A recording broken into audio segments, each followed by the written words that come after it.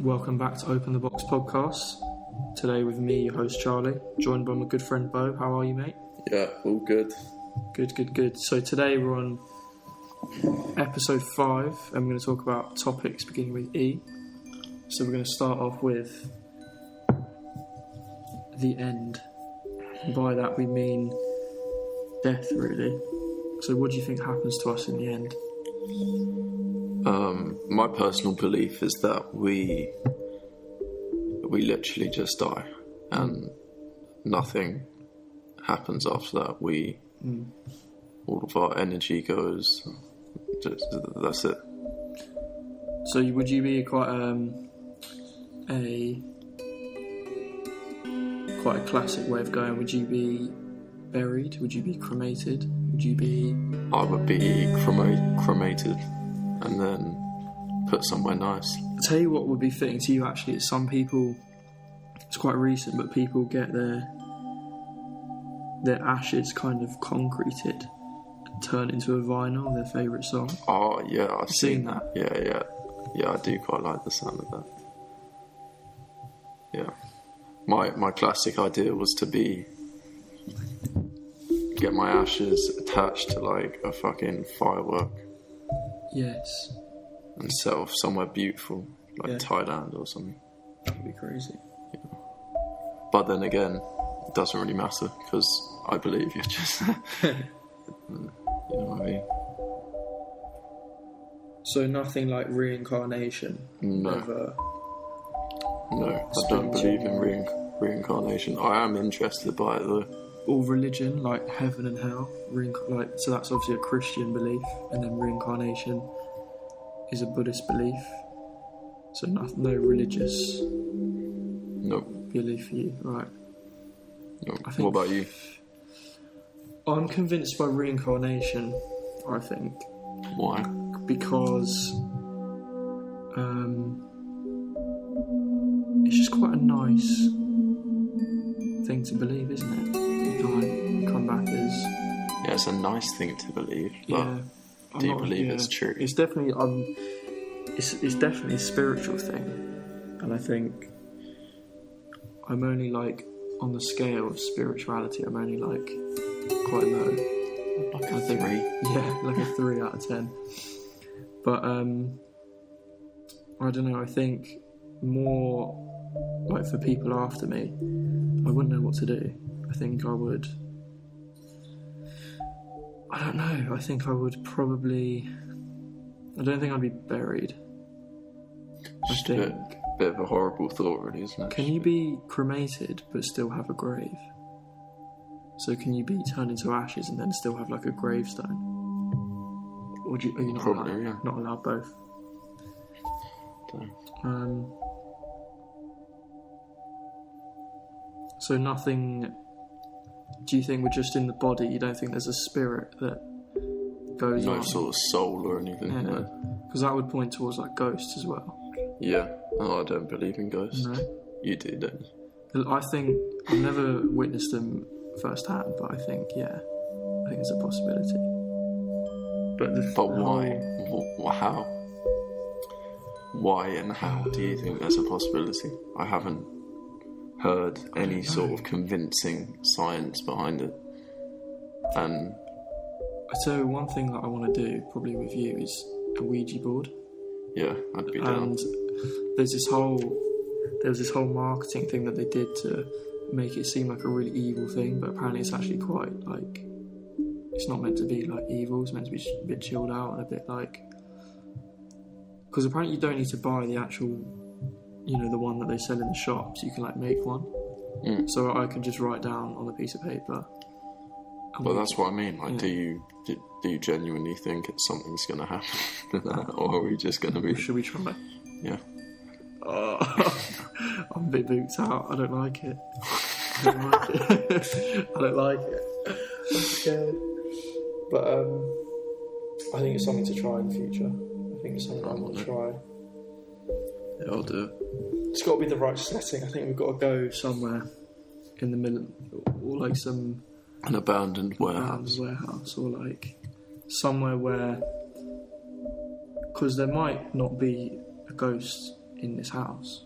Like, we could try it and nothing will happen, but if we go somewhere else, then maybe it might happen. I don't know. Really cute. Okay. So how would you want to be remembered in the end?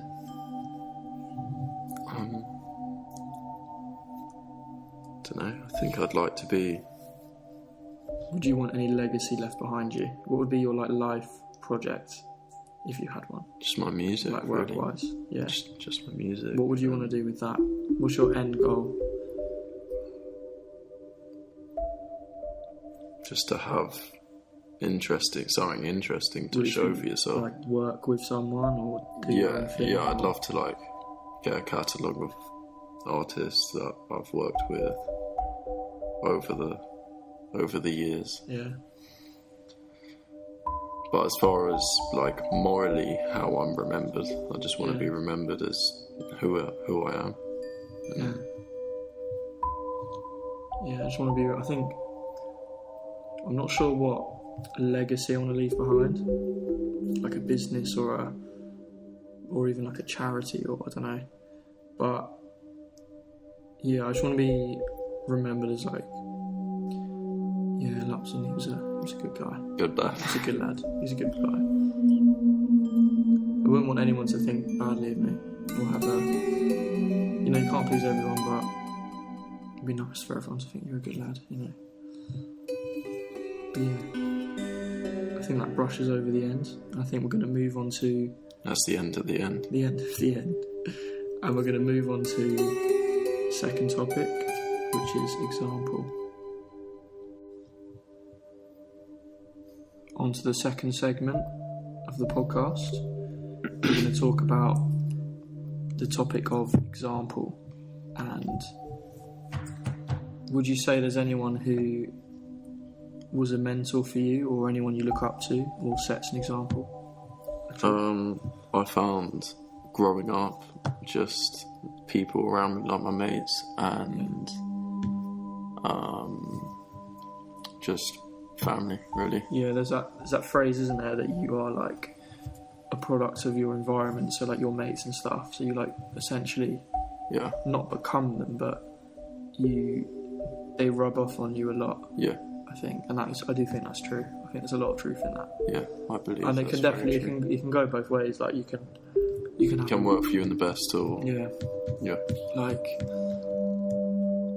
Birds of a feather flock together. yeah. And I think I've been fortunate. I've got like good mates and stuff, obviously, but some people you do like they can hang out with the wrong people, and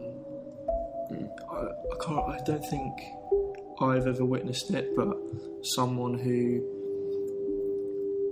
maybe had a lot of potential or was a good bloke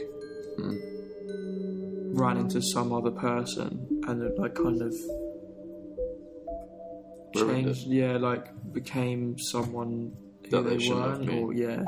or Or they didn't have to. yeah, because I think it's always important to be your own person. I think, like, especially for like all my mates, they've all got they're all like really unique in their own way. They're all doing their different things. I think it's important to stay that way so you don't literally turn into someone else. Like you see it with people who like maybe when we were younger, but people that kind of sucked up to the school bully, or someone who thought they were Billy Big Bollocks a bit, and then they kind of became them, and they just became a bit of a dickhead. And obviously we won't name names, but I can remember some examples of that, where people just kind of hang out with the wrong people and became a bit of a dickhead, really, I think.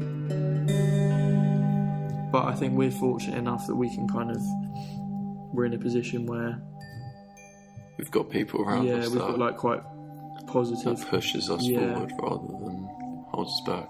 Yeah, and that's what friends should do, True. Like you with your music, you're doing really well. Like I'm trying to find. I've got I think I know what I want to do, but not fully like going in that direction just yet, I think. But I think as well, I've always been fortunate that I've had like both my parents were around a lot, as a young kid, and they kind of.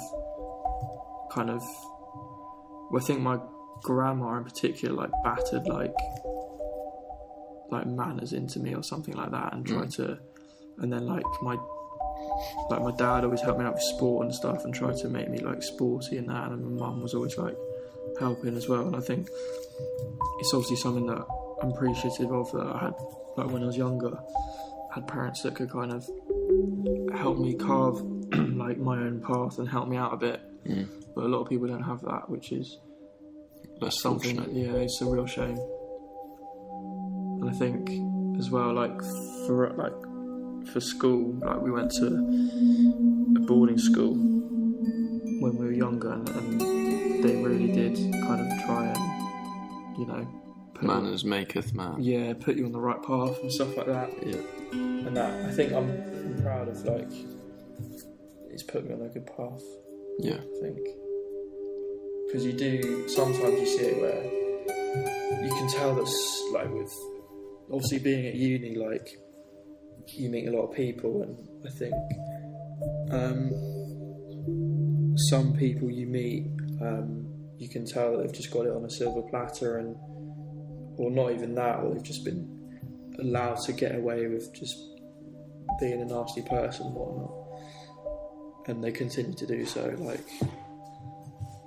I had a flatmate who was just a nasty girl, and you know, she grew up in a really nice area. She went to private school, and you know, I think she got away with just being a bitch, really.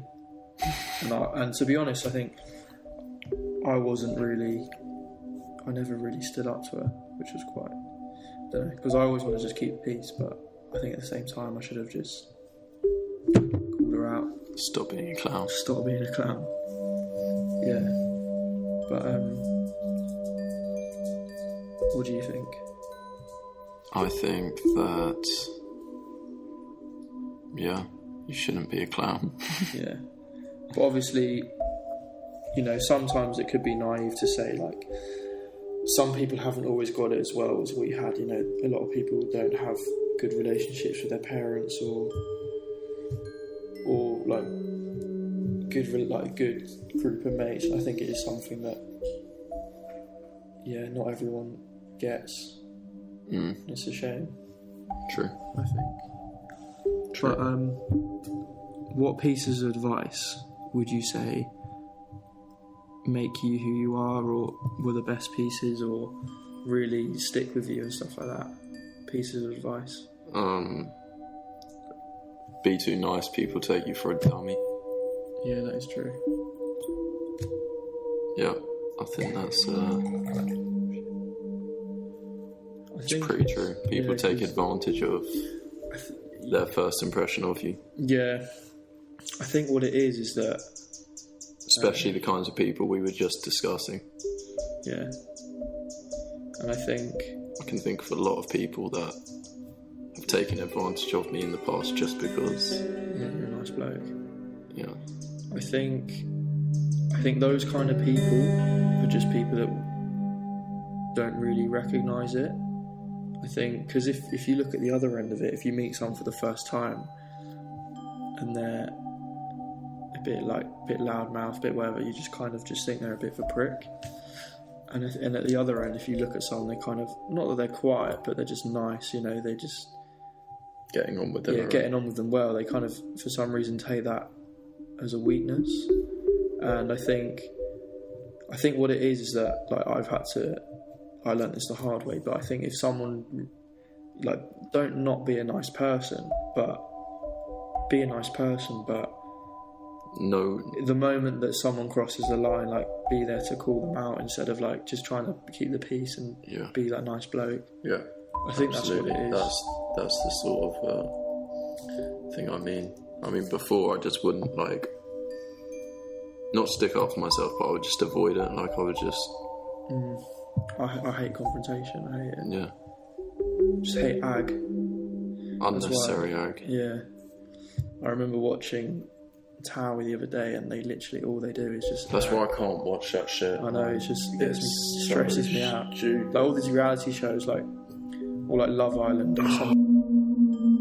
they just love the ag and all the drama and stuff, and it's a real shame because I remember speaking before where this bloke called Rob went in on Love Island, and he posted a video of his experience on it, and he said that he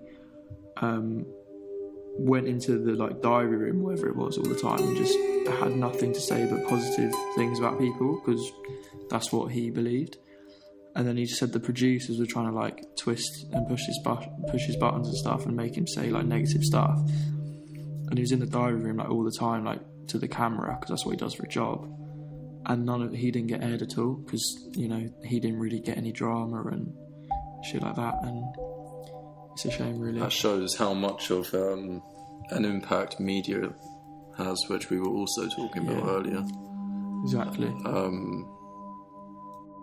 And there's another issue there with social media, especially, where you've got people nowadays are able to get such a large audience, like from their phone, and essentially they not in their own control really, but they become a role model just because so many people, not because they've set a good example, but because so many people follow them, and then because of their following, and then they're supposed to be the big man, and it's kind of they're setting a bad example. Yeah, it's their responsibility really, because so many people can see what they do.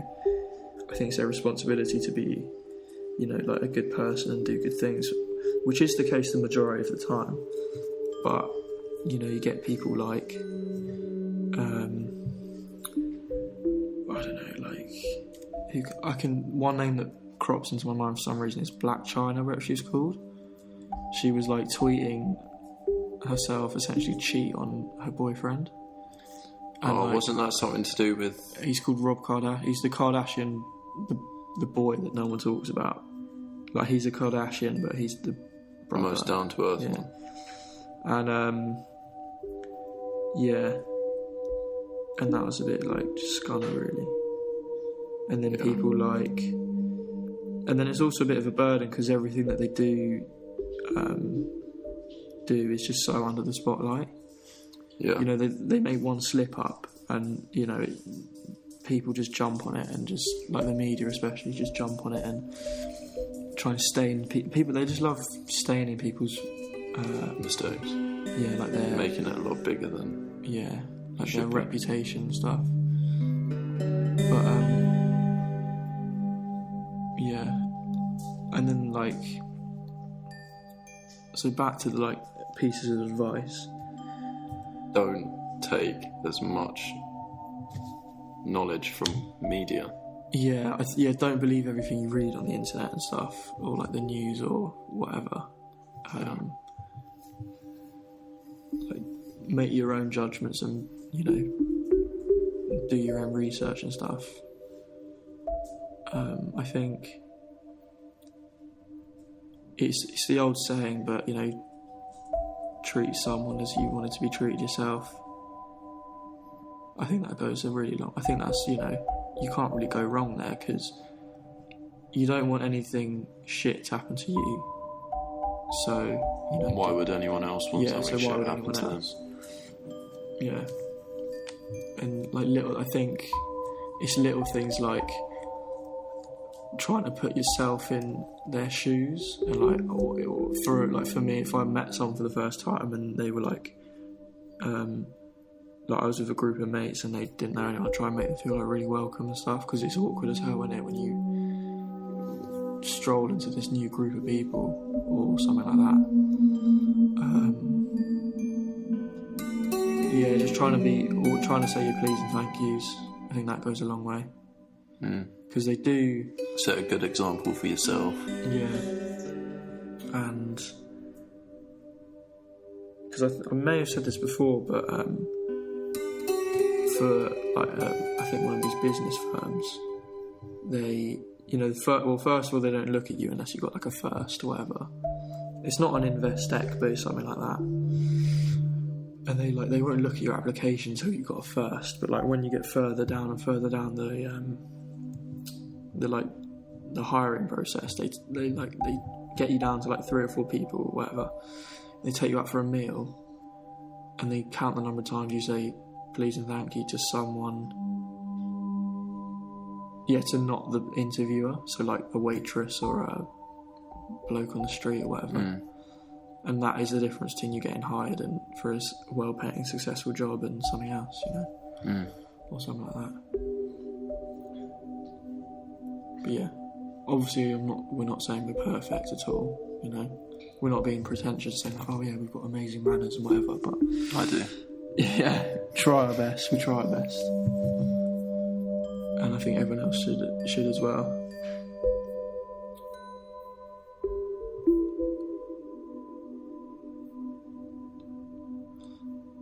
So interesting. If you could, we're still young, but if you could rewind or see someone that's in your shoes or going through something you're going through, or a younger version of you, what would you tell? What would you tell Bo 10 years ago, or your little brother or something like that?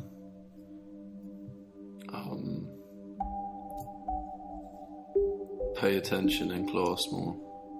Do you think? Yeah. Like, just, I don't know, just try a bit harder. Because when you're younger, you don't really care about that sort of when it develops, when your brain's developing, innit? Yeah, true. They say that you're pretty much fully, like intelligence-wise, you're pretty, not like the things you will learn, but your like capacity to learn kind of stops until when you're like 10 or something. So you don't actually, like your intelligence kind of threshold increases until you're like 10, then it kind of just stays there. And also like you can, if you get in the habit of learning whilst you're young, and you develop your techniques, it's like brain training, isn't it? Like you're teaching yourself how to take everything on board effectively. Because I think that works into like as well, like if you're learning a lot and doing a lot of things, you're learning a lot more material, so you're covering a lot more stuff, and then you can find out the things that you enjoy. And I think it's important to find that early on, because the only thing I really enjoyed academically, I didn't study until I was like sixth form, so 16, 17, and that was business. I never enjoyed school until I was like... Well, I enjoyed school, but I think what's difficult is that we're in a society where growing up, it's so academic based, and until you're like after uni and stuff, you're kind of seen as talented or intelligent just purely on an academic scale. And I think that's wrong. It goes back to the old metaphor that like school is essentially everyone's trying to climb a tree, but you've got in your class you've got an elephant, a giraffe, a monkey, like you've got all these different animals. Obviously the monkey is going to climb the tree the best, and everyone's going to be like, oh, he's like amazing and stuff. Where actually like an elephant or a giraffe is amazing at other things, but just not climbing a tree. I like that. Yeah. And I think because that also puts a stress on like going to uni, and like for me, I think I've just chosen I think first year the course just really wasn't what I wanted it to be, and I think luckily I can choose more what I want this year. Yeah, likewise. And it definitely filters, because of that, it filters into what I want to do a bit more. But I didn't really... I just feel I didn't get my money's worth. Oh yeah, for sure. First year of university was a fucking DOS. $9,000 for that. I still don't know how to reference. And that's meant to be your whole first year's worth of, learning and stuff. But yeah, I think advice to a younger version. I don't know if I would give advice to my younger self, because there's things that you've got to learn the hard way. or I don't know. You can't always learn everything the easy way, because otherwise you're not gonna cope when something tough comes along. But I think to a younger person, I'd say just find out what you enjoy doing or love. Like, Yeah, I was early going to say just stick with what you like. Yeah, do what you know and stuff like that. And what you have an interest in, because there's no point of being made. There's no point of going down a path that you think, I'm going down this because I'm going to get loads of money. Yeah. And I'm going to get a good job. Because as well, like, you don't want to be working your whole life trying to get this mad job where you earn loads of money, and at the end of the day you're still not happy. You've just got loads of money. yeah, because you always see it, don't you? Where the people who make the money, they make the millions. You know, they've got all the money in the world, but then they're like, well, actually, now I want to go and, you know, travel the world and do things that I couldn't do before, and then.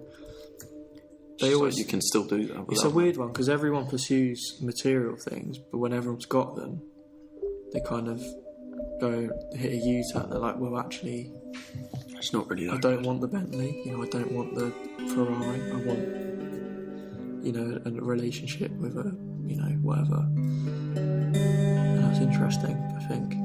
But obviously money is important and stuff. And I think if whatever you do enjoy doing, don't let someone tell you it's weird or different or whatever, because that is just showing that they're very, like, in the box and stuff. Like, they're so, like, straight and, you know, single-minded or whatever it is. I don't know what the right word is. Narrow-minded. Yeah, narrow-minded, yeah. You know. I can't think how... If everyone did... I didn't really think about how there's like a job for everything. Yeah, no, there is. Like, you could be everything. Skydiving instructor. Yeah, you know? or like my sister's boyfriend is a graphics designer, and like you can charge good. You can get good money off of being. Was that like making logos? Like someone would have designed the Nike logo for Nike. Yeah. And the Adidas. Think about how many logos there are and how many designs on t-shirts you see. There's someone's got to design the t-shirt, someone's got to fucking print the t-shirt. There's jobs for everything. I know, yeah.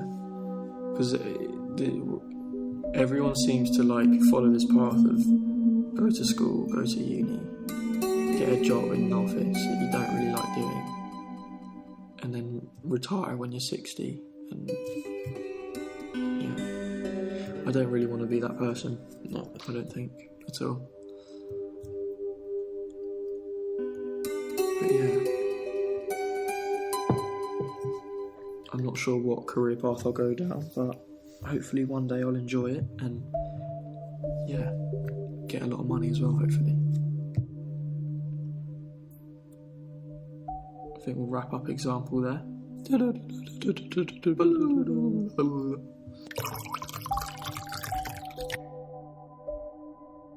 So, on to the final segment of this episode. We're going to talk about electric cars. For me, I'm a massive fan of electric cars. I love Tesla.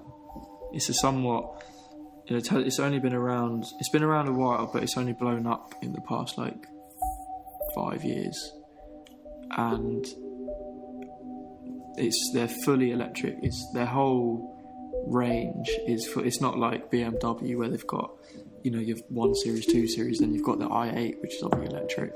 Like Tesla's whole range is fully electric. And didn't they make something before cars? Am I right in thinking that? I'm pretty sure they were some sort of. I think they made like storage, like electric storage systems or something. But like basically the owner, Elon Musk, owns, like, he made PayPal, he owns Tesla, and he and stuff like that. But like he's doing like a solar panel thing, and like he didn't rob my idea, but I somewhat had this idea when I was like younger. Not I didn't think about it, but of what? Of basically making your whole roof a solar panel instead of having a roof and then chucking solar panels on it. Yeah. Making your roof the whole massive solar panel, but making it look to a quick glimpse, it just looked like a slate roof, but it's actually the whole thing's a solar panel. And you could still do that though. yeah, I love that idea, and I think that's. I thought you were going to say electric car. No, he's only just made that, but it's gonna blow up. But the reason I love Tesla is because it's an electric car.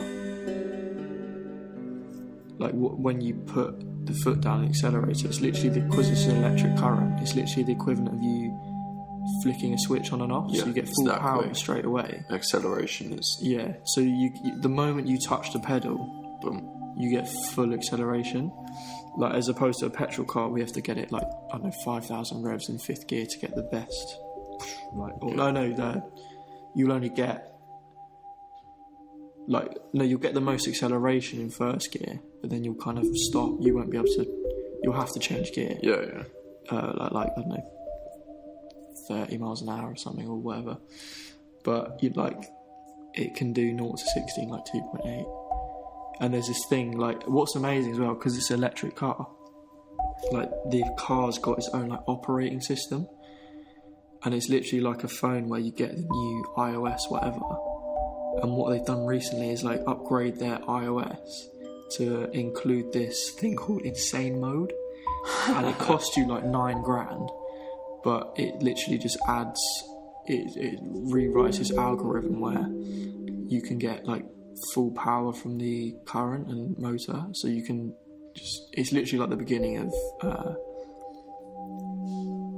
like there's so many videos of it on YouTube, but it's literally like the beginning of what's that ride called? I thought Park Stealth.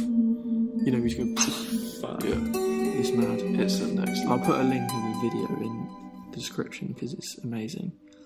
And I just like the look of the car. It's like it's all sleek and like what's interesting is and also just no carbon emissions either. Yeah, like they don't pay road tax. Yeah, well, in London it's quite a big deal, isn't it? They get subsidised. Like, you know, in London, like all the taxis, all the Ubers are like Prius. In Amsterdam, all of the Ubers are Teslas. No way. It's sick. I was literally just like a kid in a sweet shop. I was like, oh my god, that car's sick. Have you seen the 4x4 ones? I've seen like the new range. I saw where like the doors a open sideways. Yeah, mate, it's mad. I can't. The new range I think looks for incredible. the amount that they are, you should. I feel like it should look better than it does. Do you think? Yeah. Well, the old ranges don't look great, but the new range looks incredible. And also, the other thing that's great about Tesla is apparently, my old man was telling me about this the other day. If you open it, if you get one on finance with a business account, you get like 50% back or something. Yeah, you get a subsidy from the government, which I think is like about $2,000, $1,500. Like the government will just give you that if you buy an electric car, and then you could probably work your way. If you use it for work, you're allowed to claim it as an expense, and I think you get VAT off of it, so you get like 20% off. Or no, what is it? 20% VAT? I can't remember. Yeah, 20. So you've got, and then you don't pay road tax. So you've got money saved there from the road tax, the $1,500 off, and then the 20% off. So yeah, you save a lot of money. And there's smooth drivers as well, because you haven't got any oil explosions and stuff like that. But I'm surprised there's not more electric cars, to be honest. Sure. I think there's a lot more money in petrol cars. You know, like there's all these oil like, to be honest, the only thing we use petrol for is transport, and you know, everyone's buying it and stuff. And I think and that's proven to be like one of the biggest issues. Yeah, I can imagine there's a lot of like. I can imagine, because you see it in some countries where there's government, it's government, protocol and objectives and whatever to have electric cars or a certain quality of electric cars by a certain date, and the fact that they're already like able to do so, I think some governments maybe are getting slipped a pretty penny or two by the oil companies to not. Like, I doubt there's a single electric car in the whole of Qatar or UAE or something like that. Do you reckon? Yeah, even though Tesla's got a quicker 0 to 60 than some Ferraris. I'm not sure about that. I can imagine there's a little bit, because it's a cartel, the oil industry. It's like one of the only like legal cartels in the world. Yeah, I guess so. It would make sense, wouldn't it? Yeah. But should we wrap it up there? Yeah. Thanks for listening, everyone. This has been me, Charlie. And me, Bo.